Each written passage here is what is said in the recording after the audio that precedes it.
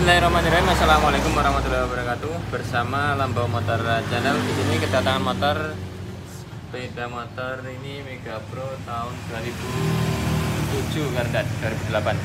Ini dengan keluhan ini katanya yang punya ini kalau itu apa? Kalau buat angkatan itu sering gredek. Angkatan itu dedek getar, dedek gitu. Tapi ini biasanya kalau untuk angkatan dedek itu langsung kita ganti per kampasnya.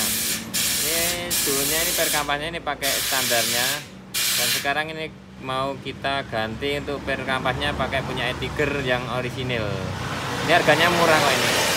Langsung kita pasang aja punya e-tiger yang orisinil. Itu biasanya sembuh itu. Kalau itu memang penyakitnya itu dari dedeknya seperti yang biasanya saya alami.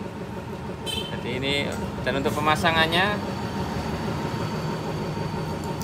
ini langsung kita pasang aja ini ya. Ini kampasnya, ini ada 4. Ini kita langsung punya e-tiger yang tadi.